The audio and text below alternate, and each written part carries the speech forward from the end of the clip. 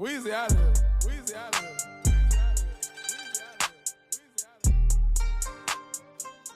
Okay, so we are going to continue our work using definite integration to calculate exact areas relating to polynomial curves.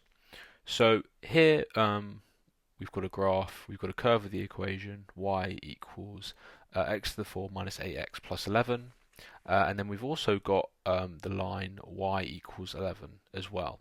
And the question is asking us to find this shaded area R. Now, this is slightly different to the questions that we looked at in part 1. With the questions in part 1, we looked at how to find areas underneath curves. So if we wanted to find this area under the curve y equals x to the 4 minus 8x plus 11, we could set up an integral like this. So we'd integrate between, we'd start off by integrating the curve, and then our upper and lower limits would be 2 and 0. And that's how we would find that shaded area in red. But we can see that the question is asking us for a slightly different area. It's asking us for an area above the curve. So how can we go about doing that? Well, whilst we might not use this shaded area, or this shaded area may not give us the answer directly, it can be somewhat useful to us. So if we look at the diagram that we've got here, we can see, or I can trace out, a rectangle shape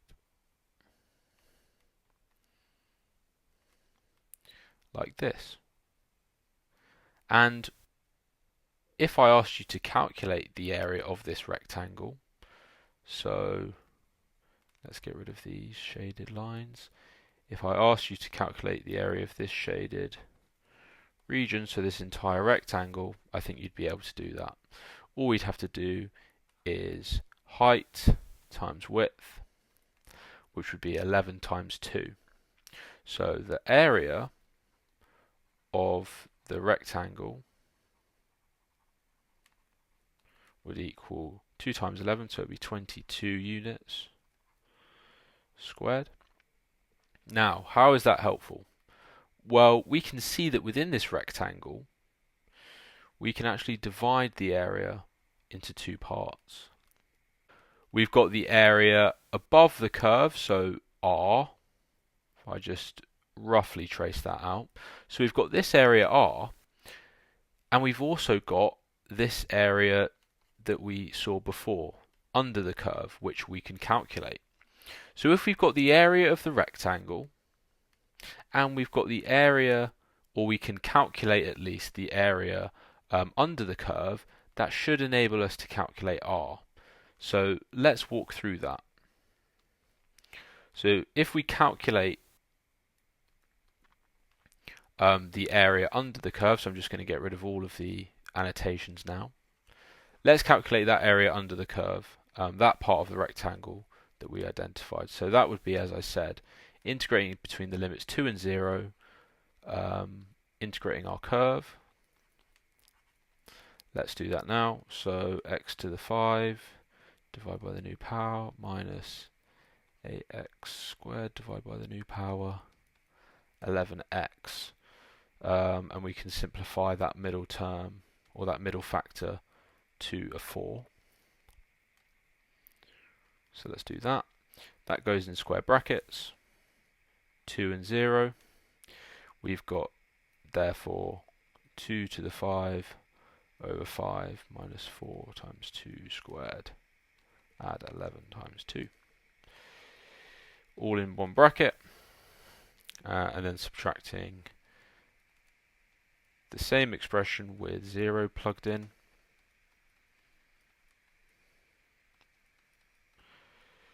Obviously the 0 term, or the expression where 0 is substituting, all goes to 0. So now we're left with this bracket. So 2 to the power 5 is, what is it? 32. So 32 over 5 minus 16, add 22. So that is 6 add 32 over 5, which I think is 62 over 5 minus 0. Okay, so that means that the area under the graph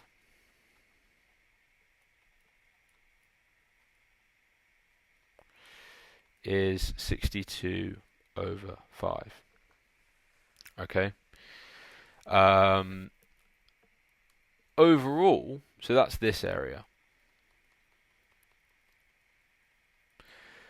The total area of our triangle, sorry, not our triangle, our rectangle is 22 units. So in order to find R, we need to subtract the area under the graph from 22. So 22 minus 62 over 5. And we can change this to 110 over 5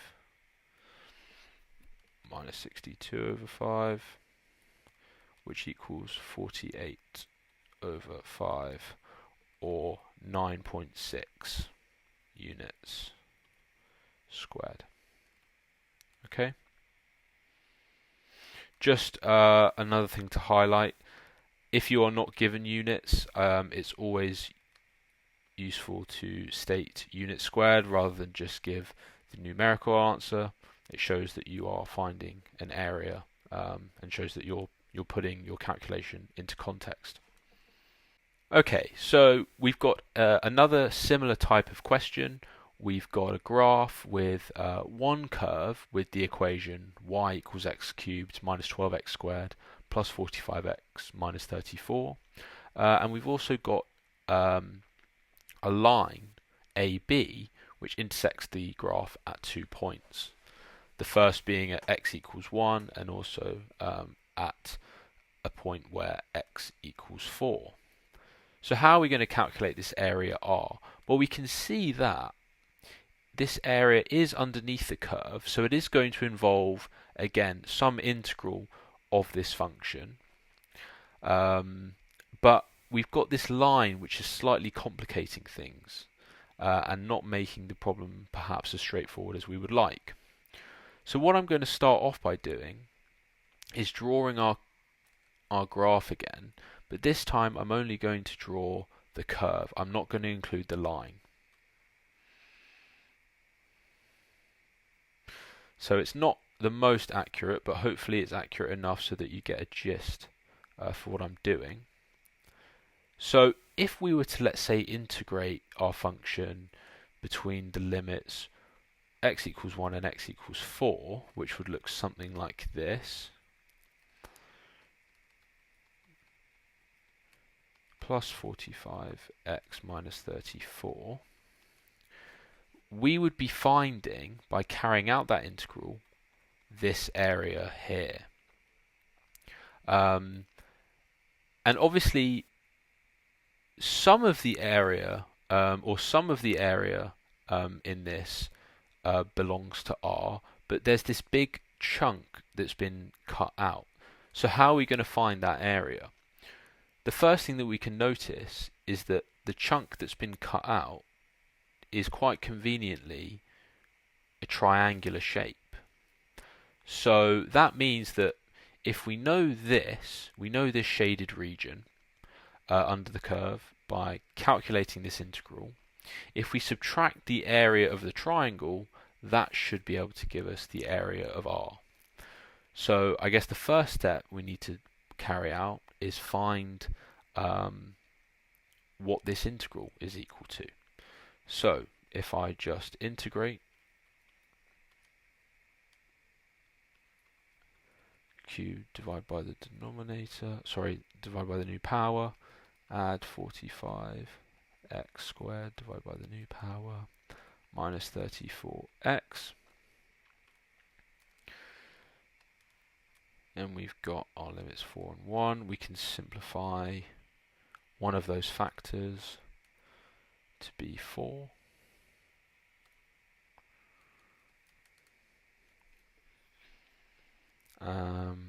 And then we're going to evaluate the expression by substituting both of the limits in and then subtracting them from one another. So we've got 4 to the 4 divided by 4 minus 4 times 4 cubed, add 45 over 2 times 4 squared, minus 34 times 4. And then from that we will be subtracting 1 to the 4 over 4 minus 4 times 1 cubed plus 45 over 2 times 1 squared minus 34 times 1. Okay, putting that into our calculators, we get 32 and minus 61 over 4. Overall, that equals 189 over 4. Okay, so that's the area under the curve between the limits 1 and 4. Now we need to find the area of this triangle, which is going to be a half times base times height. We know the base is going to be 4 minus 1, which equals 3. That's the base of our triangle. And now we need to work out the height. How can we do this? Because we haven't been given this coordinate. We obviously know that down here the y coordinate is 0, but we need to know the y coordinate at B. How can we do that? Well, we know that B lies on this curve. We know that at B, x must equal 4 because it's above the point 4 on the x-axis. So that means that we could find y simply using our equation. So y equals 4 cubed minus 12 times 4 squared plus 45 times 4 minus 34, which equals 18. So the area of our triangle is a half times 3 times 18, which is 27. And that means that our area R must equal 189 over 4, the area underneath the curve, minus 27, the area created by the triangle. And that is equal to 81 over 4 units squared. Okay, so that is using definite integration to calculate exact areas with a couple of harder examples.